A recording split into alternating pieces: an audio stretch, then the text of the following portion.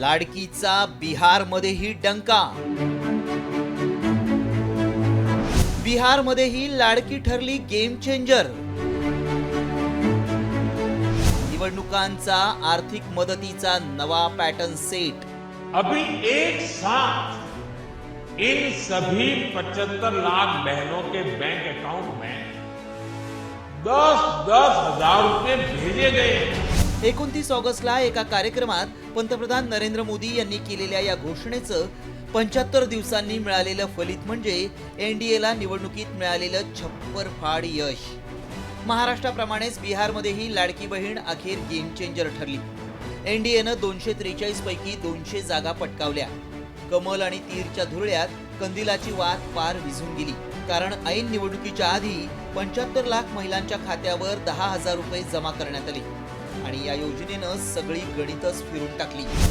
लाडक्या बहिणींनी तारलं म्हणजे एकदम लँडस्लाइड विजय मिळवून दिला।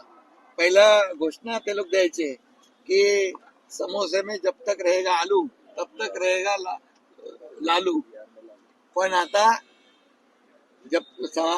असं झालेलं आहे, जब तक रहेगा आलू तब तक रहेगा विकास का राज, और विकास का राज चालू। ऐन निवडणुकीच्या तोंडावर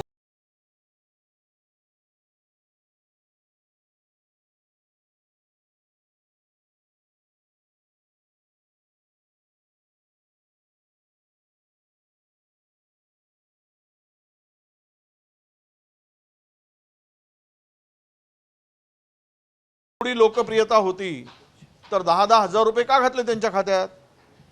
हे कुठली रेवडी वाटली?